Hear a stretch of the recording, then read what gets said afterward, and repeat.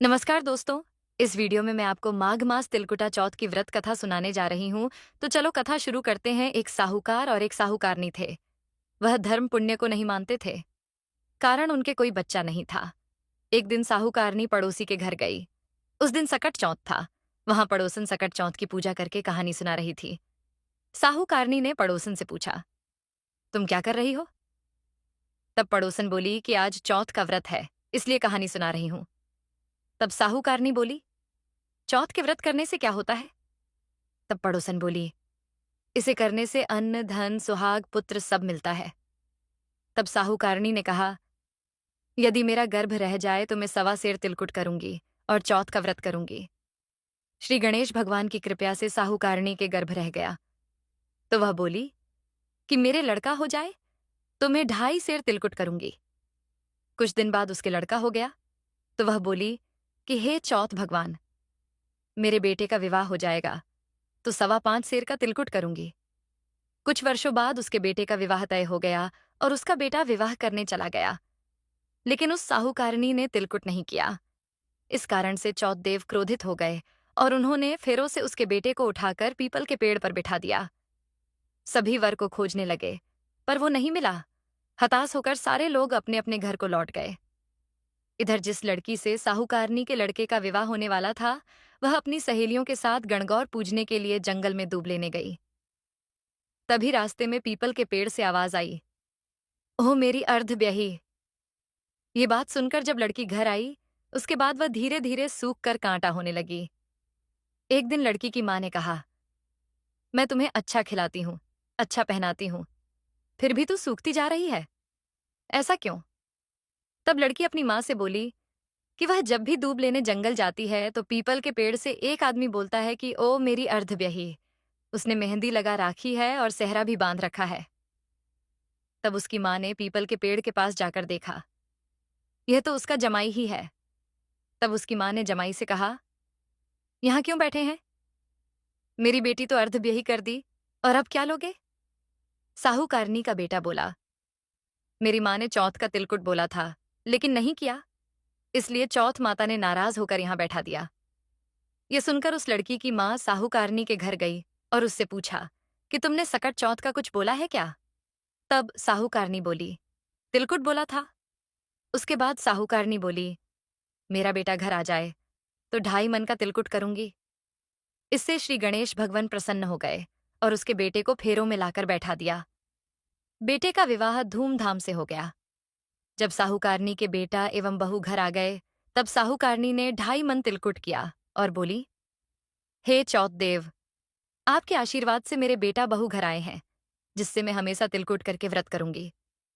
इसके बाद सारे नगरवासियों ने तिलकुट के साथ सकट व्रत करना प्रारंभ कर दिया।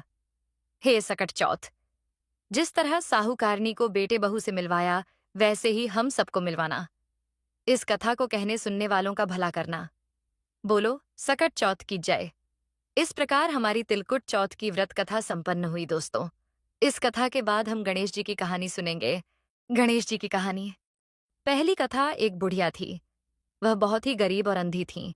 उसके एक बेटा और बहू थे। वह बुढ़िया सदैव गणेश जी की पूजा किया करती थी।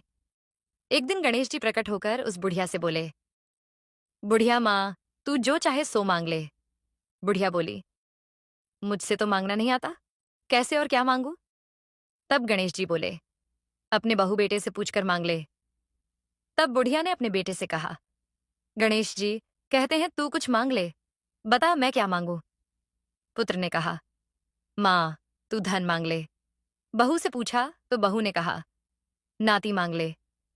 तब बुढ़िया ने सोचा कि ये तो अपने अपने मतलब की बात कह रहे हैं।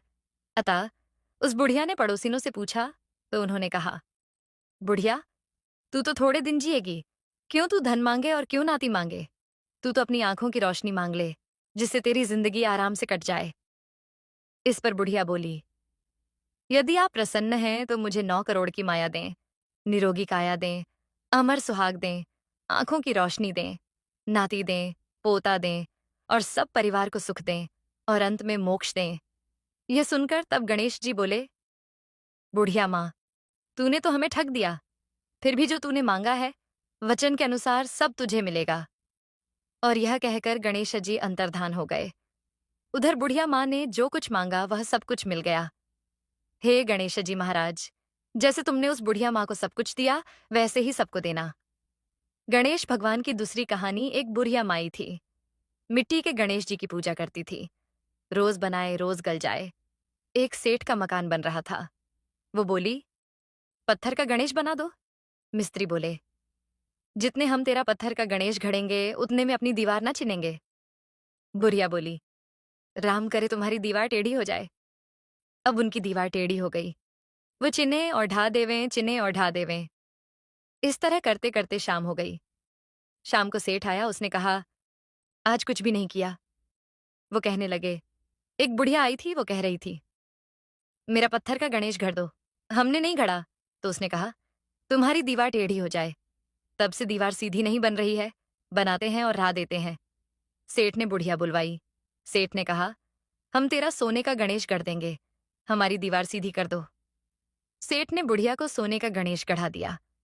सेठ की दीवार सीधी हो गई। जैसे सेठ की दीवार सीधी की, वैसी सबकी करना। गणेश भगवान की तीसरी चमत्कारी कहानी एक समय की बात है। एक भाई बहन रहते थे।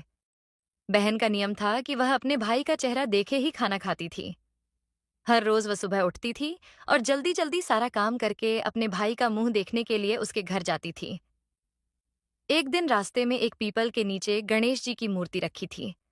उसने भगवान के सामने हाथ जोड़कर कहा कि मेरे जैसा अमर सुहाग और मेरे जैसा अमर पीहर सबको दीजिए। यह कहकर वह आगे बढ़ जाती थी। जंगल के झाड़ियों के कांटे उसके पैरों में छुभा करते जाते थे। एक दिन भाई के घर पहुंची और भाई का मुंह देखकर बैठ गई तो भाभी ने पूछा, पैरों में क्या हो गया है? यह सुनकर उसने भाभी को जवाब दिया कि रास्ते में जंगल के झाड़ियों के गिरे हुए कांटे पांव में छुप गए हैं। जब वह वापस अपने घर आ जाए तब भाभी ने अपने पति से कहा कि रास्ते को साफ करवा दो, आपकी बहन के पांव में बहुत सारे कांटा चुभ गए हैं। भाई ने तब कुल्हाड़ी लेकर सारी झाड़ियों को काटकर रास्ता साफ कर दिया, जिससे गणेश जी का स्थान भी वहां से हट गया। ये देखकर भगवान गुस्सा हो गए और उसके भाई के प्राण हर लिए। लोग अंतिम संस्कार के लिए जब भाई को ले जा रहे थे, तब उसकी भाभी रोते हुए लोगों से, कहीं थोड़ी देर रुक जाओ, उसकी बहन आने वाली है। वह अपने भाई का मुंह देखे बिना नहीं रह सकती है, उसका यह नियम है। तब लोगों ने कहा, आज तो देख लेगी पर कल कैसे देखेगी? रोज दिन की तरह बहन अपने भाई का मुंह देखने के लिए जंगल में निकली। तब जंगल में उसने देखा कि सारा रास्ता साफ किया हुआ है। जब वह आगे बढ़ी तो उसने देखा कि सिद्धि विनायक को भी वहां से हट दिया गया है। तब उसने जाने से पहले गणेश जी को एक अच्छे स्थान पर रखकर उन्हें स्थान दिया और हाथ जोड़कर बोली, भगवान, मेरे जैसा अमर सुहाग और मेरे जैसा अमर पीहर सबको देना। और फिर बोलकर आगे निकल गई। भगवान सोचने लगे, अगर इसकी नहीं सुनी तो हमें कौन मानेगा, हमें कौन पूजेगा? तब सिद्धिविनायक ने उसे आवाज दी, बेटी, इस खेजड़ी की 7 पत्तियां लेकर जा और उसे कच्चे दूध में घोलकर भाई के ऊपर छींटा मार देना, वह उठकर बैठ जाएगा। यह सुनकर जब पीछे मुड़ी तो वहां कोई नहीं था। फिर वह यह सोचने लगी कि ठीक है, जैसा सुना वैसा कर लेती हूं। फिर वह 7 खेजड़ी की पत्तियां लेकर अपने भाई के घर पहुंची। उसने देखा वहां कई लोग बैठे हुए हैं।